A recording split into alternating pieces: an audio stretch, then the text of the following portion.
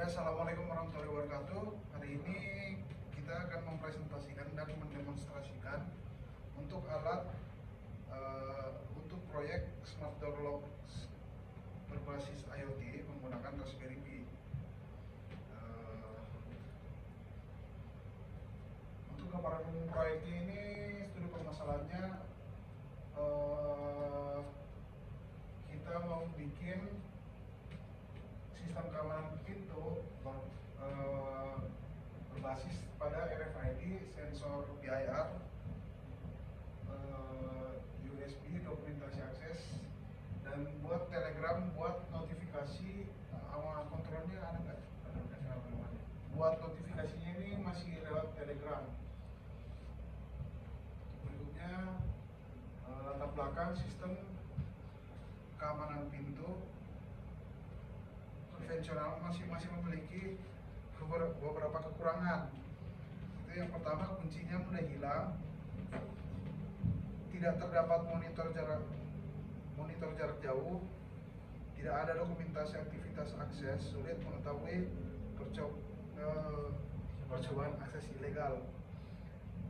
Dengan penerapan teknologi IoT, sistem keamanan dapat dibuat lebih otomatis, real time, terintegrasi internet, memiliki monitoring dan dokumentasi akses.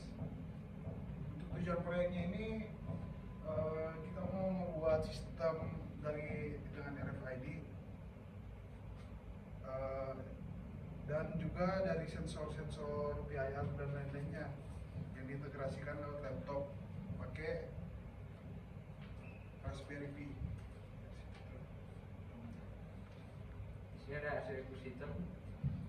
Seperti yang bisa dilihat di sini tuh ada pertama tuh sensor motion atau PIR HCSR501. Itu tujuannya untuk mendeteksi gerakan ketika ada objek manusia atau apapun objeknya berada di depan pintu. Itu akan ketika lebih dari 810 detik akan mengcapture gambar. Jadi ketika misal ada kurir atau apa yang mengirim barang di depan pintu, diam selama 8-10 detik akan terfoto. Lalu di situ dari sensor motion tadi pergerakan itu dikontrol menggunakan microcontroller dahulu sebelum masuk ke Raspberry Pi. Microcontroller yang digunakan di sini adalah Raspberry Pi Pico. Lalu di situ ada RFID RJ522 untuk membaca akses card untuk membuka kunci yang kita di sini memakai kunci solenoid door lock yang memakai 12 volt sistemnya. Lalu di sini ada juga Raspberry Pi 5 yang menghubungkan USB, yaitu diantaranya ada USB untuk kamera, USB untuk relay untuk mengatur solenoid door lock-nya, lalu untuk mengatur Telegram juga. Di sini ada daftar perangkat yang digunakan. Raspberry Pi 5 itu untuk mengendalikan sistem utama. Lalu ada Raspberry Pi Pico yang dijelaskan tadi, membaca sensor RFID serta peer atau motion sensor untuk mengirim data ke Raspberry Pi 5. Lalu ada kamera USB yang untuk mengcapture gambar. Di sini tugas kamera USB hanya mengcapture gambar. Lalu ada RFID RJ522 untuk membaca akses card. Lalu ada kartu tag RFID atau bisa juga menggunakan lampu sebulan juga dilakukan. Lalu ada sensornya tadi. Lalu ada di sini ada relay mode 5 volt untuk mengatur solenoid door lock-nya atau kuncinya itu. Lalu di sini ada solenoid door lock 12 volt. Lalu setelah itu ada adaptor 12 volt. Guna adaptor 12 volt di sini adalah untuk mengatur solenoid door lock-nya karena di sini menggunakan konfigurasi 12 volt. Karena jika lebih dari 5 volt atau 12 volt yang kita pakai di sini itu tidak bisa dikontrol langsung menggunakan Raspberry Pi 5-nya. Lalu di sini ada kabel USB Raspberry Pi Pico untuk menghubungkan koneksi dari Raspberry Pi 5-nya ke microcontroller Raspberry Pi Pico. Lalu di sini ada kabel jumper yang pasti di hampir semua perangkat IoT itu menggunakan kabel jumper. Lalu yang terakhir itu di sini ada micro SD card untuk menyimpan sistem yang berada di Raspberry Pi 5-nya. Di sini ada wiringnya, ya bisa dilihat sendiri wiringnya. Tapi di sini kita lebih banyak menggunakan USB data, kabel USB, mulai dari hubungan Raspberry Pi 5 ke USB kamera dan USB kabel USB untuk hubungan ke Raspberry Pi Pico-nya. Dan ada beberapa yang tidak bisa menggunakan kabel data seperti dari RFID ke Raspberry Pi Pico atau RFID ke microcontroller. Lalu sensor peer atau sensor gerakan itu tidak bisa juga menggunakan kabel USB, harus menggunakan kabel jumper. Lalu relay ke Raspberry Pi 5 dan relay ke solenoid door lock-nya itu menggunakan kabel jumper juga. Lalu di sini ada juga yang terakhir itu ada adaptor 12 volt yang menghubungkan solenoid door lock ke relay lalu ke Raspberry Pi 5-nya agar dayanya kuat untuk membuka kuncinya. Nah, di sini software yang digunakan tuh Raspberry Pi Pico-nya menggunakan bahasa MicroPython. Kenapa saya di sini menggunakan Raspberry Pi Pico? Karena Raspberry Pi Pico itu salah satu bisa dibilang itu microcontroller yang akurat. Sebetulnya bisa menggunakan ESP8266 atau ESP32, tapi di sini kan kita koneksinya menggunakan kabel USB. Jadi fitur WiFi di ESP itu tidak terlalu digunakan. Seperti bisa lihat ini Raspberry Pi Pico mempunyai 3 fungsi. Lalu ada Raspberry Pi 5. Di sini kita menggunakan bahasa Python. Library-nya itu ada, di sini library-nya belum semua ya, tapi di sini yang paling terpakai saja lah yang dicantumkan. Library ini ada UI serial, GPIO 0 untuk kabel jumpernya, OpenCV Python dan request. Fungsi dari Raspberry Pi 5 di project kita kali ini adalah untuk mengontrol relay, mengambil foto dan mengirim notifikasi ke Telegram. Nah, alur kerja sistemnya. Pertama tuh pasti setelah sistemnya on, di kondisi standby itu RFID-nya standby, sensor peer atau sensor motionnya standby, kamera standby dan pintu terkunci juga. Jika ada deteksi dari sensor motionnya lebih dari 5 detik, baut range ini dipakainya yang 5 detik. Telegram akan mengirim notifikasi, tapi pintu tetap terkunci. Jadi itu jika deteksi gerakan tuh hanya sekedar mengirim notifikasi, sekaligus di sini ada memfoto yang ada di depan pintu. Lalu ketika kita menggunakan RFID-nya, jika kartu RFID tersebut terdaftar, maka relay akan aktif. Lalu sekitar 3-5 detik setelah kita tempelkan kartu RFID-nya akan terbuka. Lalu kamera mengambil foto, lalu Telegram mengirim notifikasi pintu terbuka. Lalu jika kartu akses yang ditempelkan ke RFID tidak terdaftar, maka pintu akan tetap terkunci, tetapi kamera tetap mengambil foto dan Telegram tetap mengirimkan notifikasi gagal terbuka atau gagal akses. Di sini hasil pengujian kita walaupun belum sempurna ya, masih banyak kekurangan di beberapa hal. Ketika RFID valid, maka akan terbuka pintunya yang kita menggunakan solenoid itu. Jika RFID tidak valid, akses ditolak, pintu tetap terkunci, tapi kamera akan tetap memfoto. Jadi apapun skenario-nya di sini kamera tuh akan tetap memfoto. Di sini tuh ada 3 skenario. Pertama tuh ada ketika berhasil buka pintu, kedua ketika tidak berhasil buka pintu atau RFID tidak terdaftar, dan ketiga tuh ketika sensor gerak tuh membaca gerakan.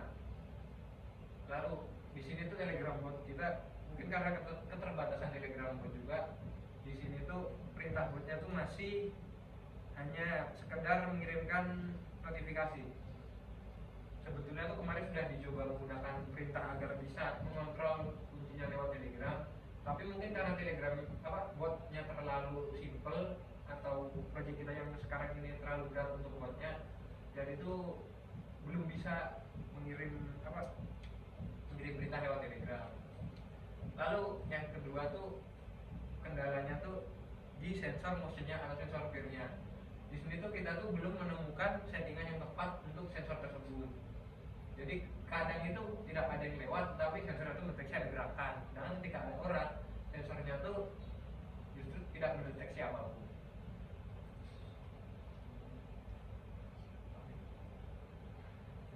Di sini tuh pengembangan di masa depan.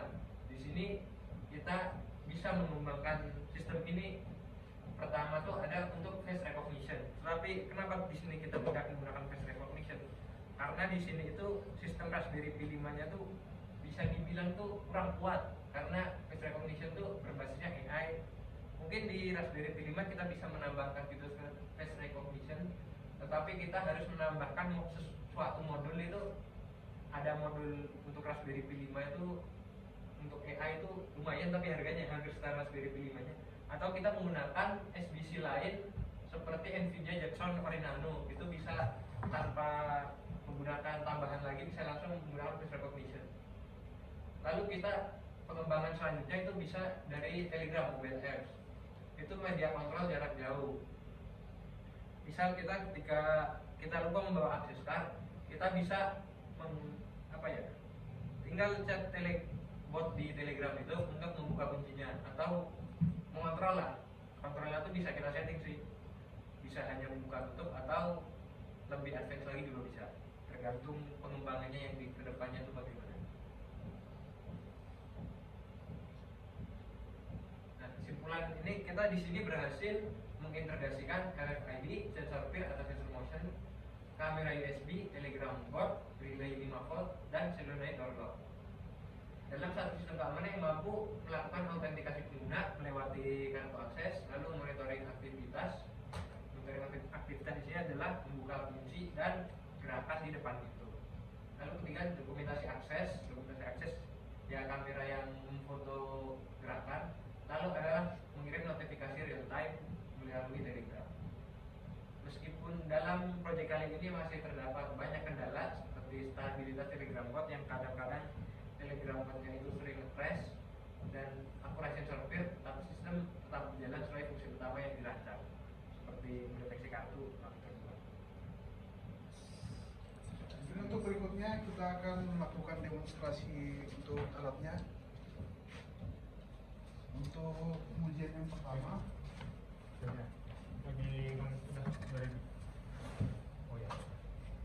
bisa lihat di sini langsung keluar notifikasi ketika ready, sistem ini ready. Lalu kita coba, ini kartunya sudah diantarkan. Nah, ketika itu terdengar suara ya, itu klik dari solenoid door lock-nya itu.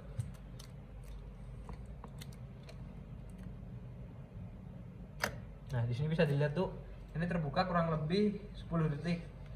Ketika kita scan, nah itu sekitar 2 atau 3 detik setelah terdeteksi akan dibuka. Lalu setelah 5 detik kemudian akan tertutup lagi.